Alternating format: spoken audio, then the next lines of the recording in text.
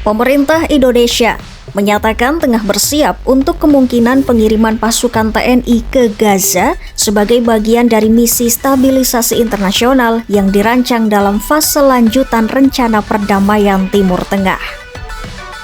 Jumlah pasukan yang disiapkan disebut bisa mencapai 1 brigade atau sekitar 5.000 hingga 8.000 personel. Kepala Staf Angkatan Darat Jenderal Maruli Simanjuntak menjelaskan bahwa TNI AD saat ini masih berada pada tahap penyiapan. Proses tersebut menunggu hasil koordinasi dari pihak yang mengkoordinasikan kebutuhan di Gaza yang kemudian akan diteruskan ke Mabes TNI dan Mabes Angkatan Darat untuk menentukan karakter dan spesifikasi pasukan yang dibutuhkan. Fokus utama yang disiapkan bukan pada operasi tempur, melainkan kebutuhan kemanusiaan dan rekonstruksi di wilayah konflik.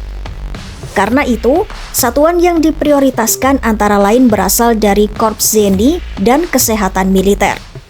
Siapannya sudah jalan, sudah mulai berlatih orang-orang yang kemungkinan kan kita nanti kan jadi perdamaian.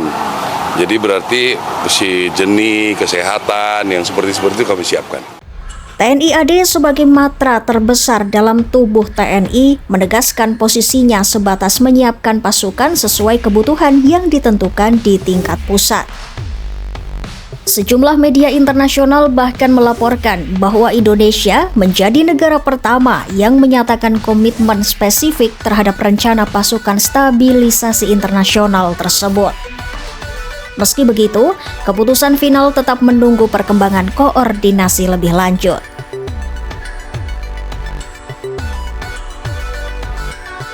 Nama Korps Zeni menjadi sorotan karena disebut sebagai salah satu satuan yang tengah dipersiapkan untuk misi ini.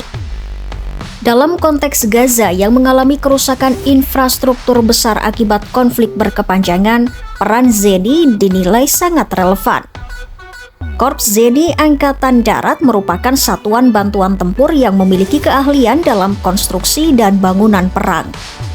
Prajurit Zeni dikenal dengan baret hijau dan berada di bawah Pusat Zeni Angkatan Darat atau Pusziat yang dipimpin perwira tinggi berpangkat Mayor Jenderal.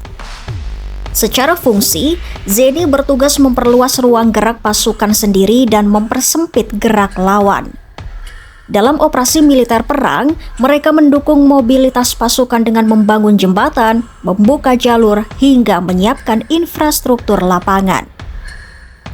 Di lain sisi, mereka juga mampu menciptakan hambatan untuk menghalangi manuver lawan. Namun peran Zeni tidak berhenti pada konteks peperangan. Dalam operasi selain perang, Korps Zeni juga sangat diandalkan dalam penanggulangan bencana dan pembangunan infrastruktur.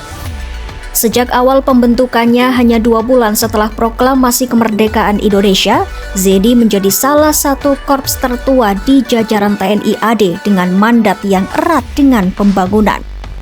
Istilah Zeni sendiri berasal dari bahasa Belanda, Jide, yang menggambarkan prajurit yang cerdas, terampil, dan mampu menerapkan keahlian teknis untuk mendukung tugas pokok baik di masa damai maupun perang.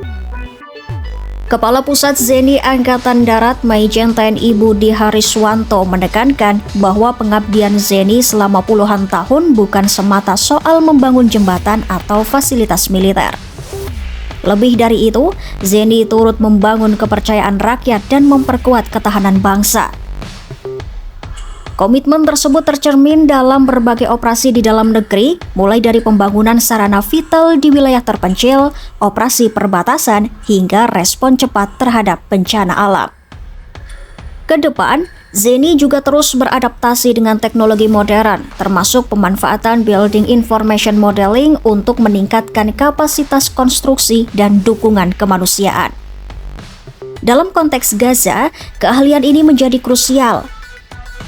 Jika benar dikerahkan, pasukan Zeni berpotensi berperan dalam membangun kembali infrastruktur dasar, membuka akses distribusi bantuan, serta memastikan dukungan teknis bagi misi kemanusiaan internasional.